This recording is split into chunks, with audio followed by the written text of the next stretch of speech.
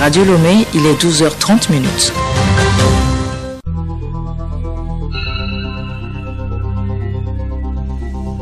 Mesdames, Mesdemoiselles, Messieurs, bonjour. Les titres de ce journal. Le gouvernement togolais veut redorer son secteur touristique à travers de nouveaux projets d'investissement.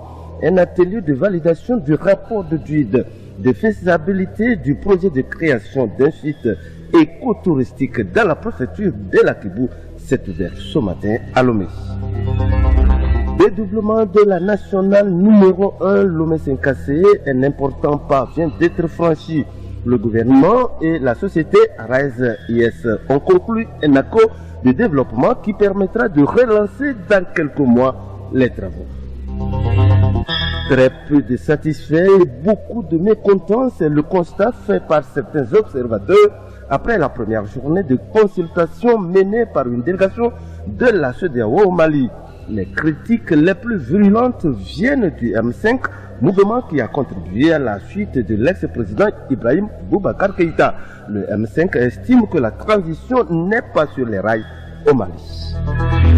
Et puis, sport, football, l'écartement des éperviers du tournoi qualificatif UFOA de U17, le président de la FTF dit ne pas comprendre les motifs réels de cette décision et promet d'aller jusqu'au bout pour que la vérité soit établie.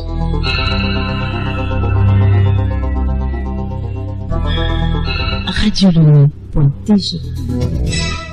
C'était là le titre. Le développement à présent. Projet phare du plan national de développement axe 1, le dédoublement de la nationale numéro 1 Lomé-Sinkassé. Le gouvernement et la société panafricaine Arise Infrastructure Services ont conclu un accord de développement qui permettra de relancer dans quelques mois les travaux grâce à Goto. L'accord signé par le ministre de l'économie et des finances Sani Yaya et Alain Saraka, directeur de la stratégie chez Arise, prévoit une concession à partir du 3e trimestre de cette année, la construction d'un axe de 2 x 2 voies dans les 3 ans suivant la signature et d'autres détails sur les coûts totaux du projet. Le processus sera désormais coordonné par Africa Finance Corporation et ELAM, déjà présente sur le projet de la plateforme industrielle d'Adeti Copé. Une société basée au Togo sera ainsi créée pour superviser le développement du projet et lancer les études de faisabilité préliminaires. La finalisation est attendue pour le second trimestre et le démarrage effectif des travaux de construction d'ici le 3e trimestre après la sélection des entreprises. Pour rappel, la réalisation de l'autoroute de l'unité longue de 700 km permettra d'assurer la fluidité du trafic, de réduire le temps et le coût de parcours sur le corridor Lomé-Ouaga, améliorant ainsi la compétitivité du port autonome de Lomé. Également, elle contribuera à faire du Togo un hub logistique de premier plan dans la sous-région conformément aux ambitions déclinées dans le PND. Grâce Goto. Redorer le secteur touristique à travers de nouveaux projets d'investissement. Le rapport d'étude et de faisabilité du projet de création d'un site écotouristique dans la préfecture de l'Akibou est en cours de validation depuis ce matin à Lomé. Les conditions géographiques et climatiques du site constituent un atout pour la concrétisation du projet Léontine Atogima. Pendant 2 jours de travaux, les experts auront à faire l'état des lieux du site, évaluer les contours juridiques, l'impact socio-environnemental et la rentabilité financière et économique du projet. Dr Anata Kossi, chargé de l'analyse économique et financière du projet. Il s'agira vraiment de construire un site écotouristique, comme on le dit. C'est un hôtel avec toute l'architecture qui va mobiliser les matériaux locaux, sortir un peu du cadre moderne des hôtels et permettre vraiment à ce que les gens puissent se reposer, les gens puissent vraiment être en contact avec la nature. La préfecture de l'Akibou, quand vous voyez un peu, c'est disons une zone qui regorge un environnement particulier. Le climat ressemble un peu à un climat occidental. Donc cette zone vraiment a beaucoup d'avantages. Cette zone a beaucoup de sites naturels qui peuvent permettre à ce que ce projet la réussisse. Le projet de création du site écotouristique dans la préfecture de l'Akibou fait partie de la feuille de route ministérielle assignée au département du tourisme. Le ministre du Tourisme et de la Culture, Konsig Bimno Lamadoukou, compte sur ses collaborateurs pour la validation du projet. Vous aurez à disséquer en commission ce document de rapport provisoire, à y apporter des amendements et à débattre de toute autre question pertinente. Au regard de la qualité de chacun d'entre vous ici présents, j'ose espérer que les débats seront fructueux pour une contribution notable à l'atteinte effective des objectifs assignés à cet atelier. Une fois validée, cette étude fera partie des projets d'investissement prioritaires, ce qui facilitera sa réalisation dans les toutes prochaines années. Le journal Henri Ochocho. Actualité internationale, en prélude à un sommet de chefs d'État de la Communauté économique des États de l'Afrique de l'Ouest, CEDEAO, sur la transition au Mali et qui doit se tenir le 23 janvier prochain à Abuja. Une délégation de l'organisation sous-régionale séjourne depuis hier lundi à Bamako. Conduite par l'ancien président du Nigeria, Goodluck Jonathan, elle a aussitôt commencé ses consultations politiques. Des précisions avec vous, Charlotte. L'initiative a pour objectif de faire le point sur la transition depuis le coup d'État du 18 août dernier et d'échanger sur les préparatifs des élections présidentielles et législatives de l'an prochain. La classe politique malienne était au rendez-vous avec la mission de la CEDEAO. Sur la photo de famille, on a même reconnu des visages qui avaient pris du recul ou disparu depuis le coup d'État du 18 août dernier. Parmi l'assistance des représentants de partis politiques, on trouvait que la transition politique malienne faisait son petit bonhomme de chemin. Exemple, Tchèque Oumar Diallo de l'Alliance démocratique pour la paix Maliba, je cite, « Nous avons accueilli la mise en place des différents organes de la transition avec beaucoup de soulagement. Nous considérons aujourd'hui que la réussite de la transition est un impératif. » Fin de citation. Mais pour l'écrasante majorité des représentants des partis présents, la transition n'est pas sur les rails. Les critiques les plus virulentes viennent du M5, mouvement qui a contribué à la chute de l'ex-président Ibrahim Boubacar Keïta. Devant les émissaires de la CEDEAO, le représentant du M5 a affirmé que les militaires dirigent le pays et que les dirigeants civils n'inaugurent que des chrysanthèmes. Conséquence pour les scrutins présidentiels et législatifs de l'an prochain, selon Shogel Maïga, un responsable du M5, je cite, « Tout laisse croire que par ce biais, les autorités de la transition veulent organiser une session du pouvoir après une parodie d'élection. » Merci à toi, Charlotte. Grève au Tchad, le mot d'ordre est suivi dans la capitale, mais pas de perturbation.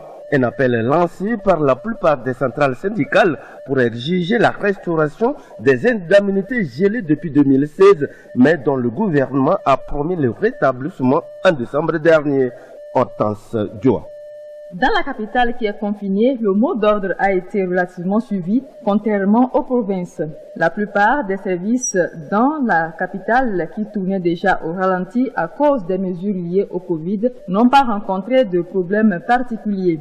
Au ministère des Finances, par exemple, les fonctionnaires présents ont établi les fiches de salaire de janvier. Les hôpitaux n'ont pas connu de perturbations majeures. Hier, les médecins se sont retrouvés pour organiser le service minimum, explique un syndicaliste. Mais dans certains hôpitaux de la capitale, des plaintes ont été enregistrées, comme l'indique ce témoignage dans le couloir d'un établissement hospitalier.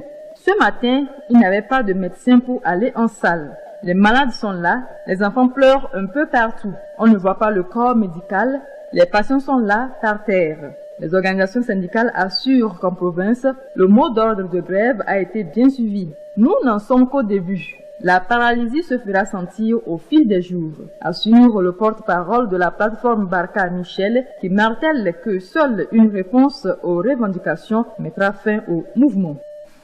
Et puis colère amère et mobilisation au Soudan après un viol collectif. L'affaire a enflammé depuis les réseaux sociaux au Soudan. La nuit du Nouvel An, une femme a été victime d'un viol collectif par 20 hommes, je dis bien 20 hommes, qui la menaçaient à l'arme blanche. Le drame s'est déroulé sur la route qui borde le Nil à Khartoum. aucune poursuite n'a été engagée pour retrouver les auteurs du viol. En quelques jours, le hashtag « Nous sommes avec toi » s'est répandu sur le Twitter. Hier, plusieurs collectifs ont organisé des manifestations pour dénoncer l'impunité qui règne dans le pays.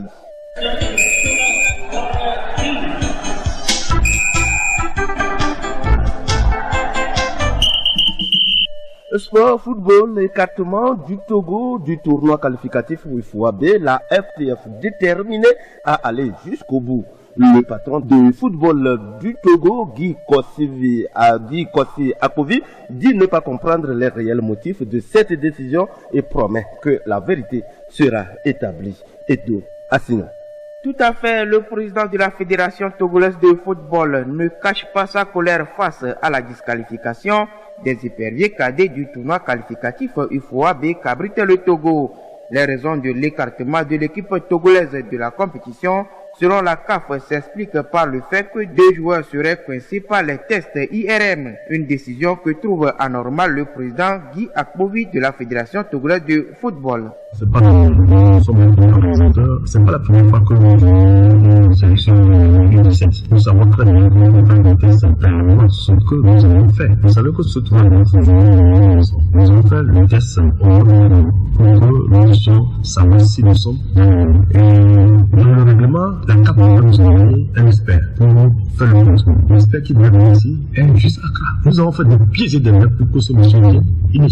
Nous avons informé la CAF. Et au finish, le monsieur n'est pas venu et ils nous ont dit, dans ce cas, faites superviser ce résultat à la part notre docteur qui est ici, et également le radiologue qui nous a fait ce genre de tête et qui nous a donné les résultats. C'est ce que nous avons fait. Maintenant, qu'est-ce que la CAF nous dit? Avant le début de ce tournoi, ils vont envoyer un expert qui va contrôler le test que nous avons fait. Ce monsieur, il est arrivé à la veille du tournoi 4. Donc ça veut dire qu'il doit faire le test à toutes les équipes. C'est ce qu'il fait. Et finalement, on lui demande, il dit, il n'a pas le droit d'interpréter les résultats et qu'il envoie les résultats directement à un panel qui se trouve au Caire.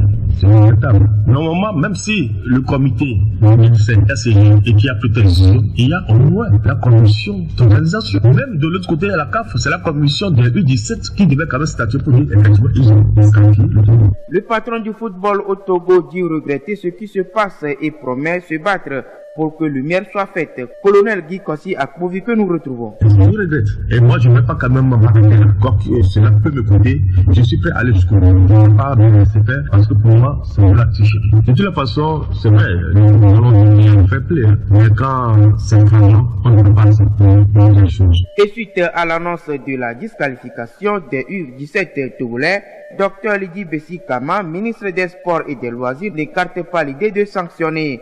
Selon elle, en attendant l'issue de l'appel interjecté par la Fédération togolaise de football, une enquête est ouverte histoire de situer les responsabilités. Et justement, le tournoi de son côté se poursuit. Dans l'après-midi d'hier, le Niger a validé son billet dans la poule A en dominant le Bénin 3-0.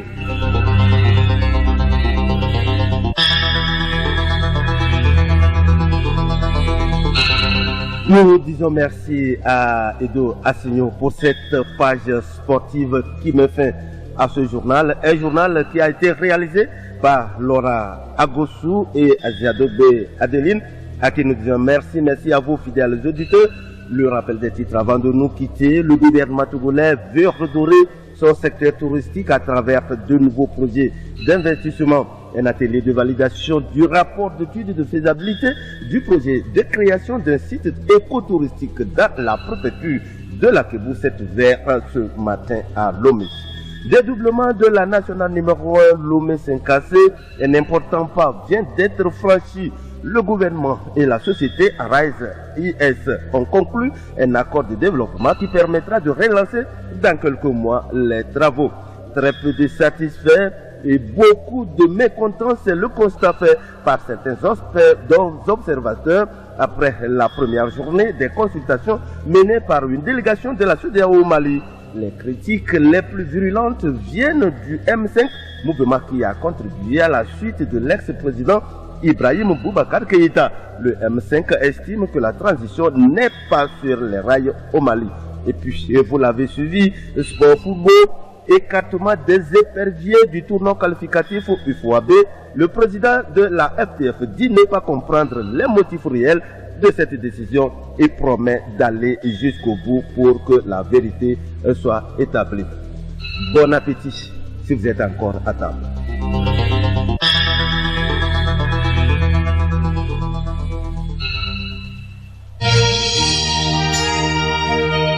Radio Lomé, boîte postale 434, email radiolomé@radiolomé.tg. radiolomé.tg